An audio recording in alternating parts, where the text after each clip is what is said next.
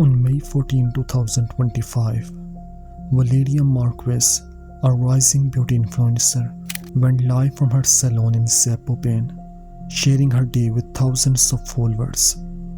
What seemed like a routine broadcast quickly turned into something no one could have predicted. Moments into the live stream, a masked man entered and the unimaginable unfolded before the world's eyes. The shocking attack left viewers stunned and desperate for answers. Who was behind this brutal act? What secrets did Valeria's final moments reveal? And why did this tragedy happen in broad daylight, captured live for all to see? Valeria wasn't just another influencer. She was a self-made star, building her brand from the ground up in Zapopan Jalisco, one of Mexico's most vibrant yet dangerous cities. Her content was a blend of glamour and authenticity, beauty tips, personal stories, and glimpses into her daily life. Fans loved her for her openness and relatability. She wasn't afraid to show her struggles, her triumphs, and her dreams.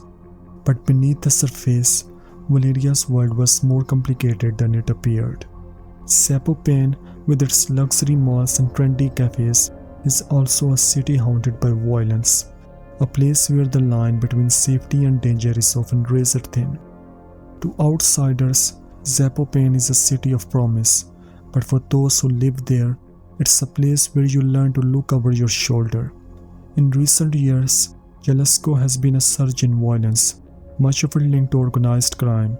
Influencers, business owners, and even ordinary citizens have found themselves caught in the crossfire. Valeria was no stranger to these dangers. Friends recall her being cautious, sometimes even paranoid. She knew the risks of fame in a city like Zapopan, but she refused to let fear dictate her life until perhaps it was too late. In the days before her death, Valeria's followers noticed a change. Her usually upbeat demeanor was tinged with anxiety. During one live stream, she nervously mentioned that someone had come to the salon with an expensive gift, a gesture that, instead of delighting her, left her uneasy. She spoke about a courier who seemed out of place, about feeling watched. "I don't know who sent it," she said, clutching a stuffed toy, her eyes darting to the door. "But I'm scared they will come back." Was it just paranoia, or did Valeria sense something no one else could see? May 14, 2025, it was supposed to be a normal day at the salon. Valeria set up her phone, ready to connect with her fans.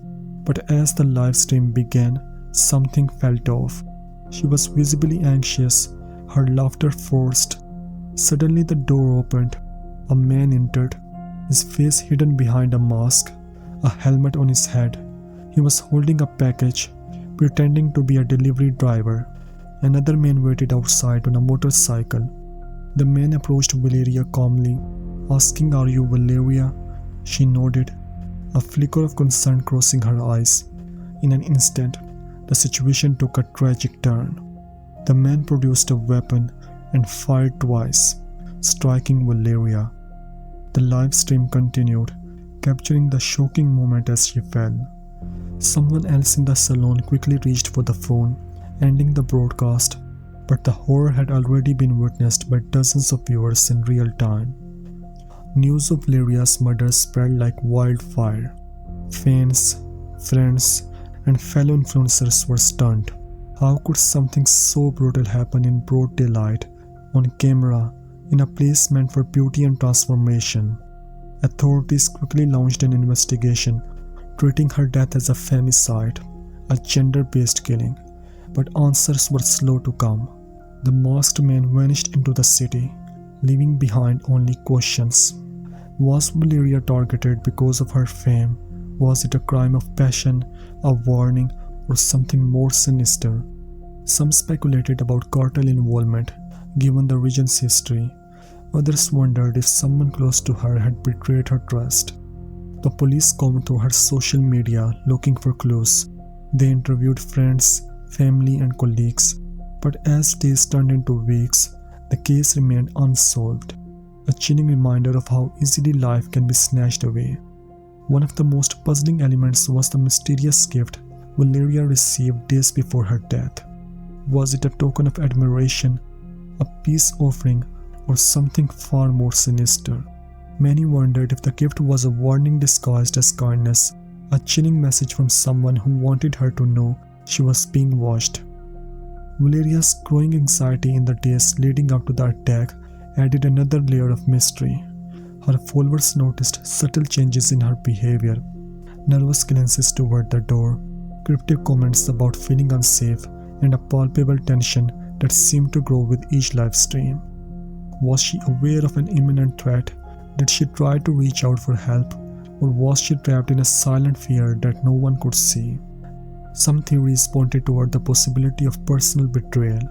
Close friends and acquaintances became subjects of scrutiny as investigators looked for motives rooted in jealousy, rivalry, or unresolved conflicts. In a world where social media fame can breed envy and competition, could someone from her inner circle have played a role in her demise? Others speculated about the involvement of organized crime.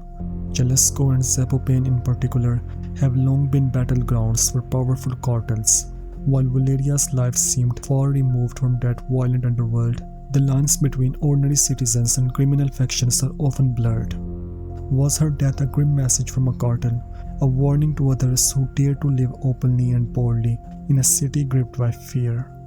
Despite the intense public interest, official updates remained scarce. The investigation's slow progress and lack of transparency only deepened the sense of unease. Many feared that, like so many cases before hers, Valeria's murder might join the long list of unsolved crimes in the region, another tragedy swallowed by a system overwhelmed and under-resourced. Valeria's death was not an isolated incident. Mexico has one of the highest rates of violence against women in the world. Every day, women are targeted simply for being visible, for being successful, for refusing to be silent. For influencers, the risks are even greater.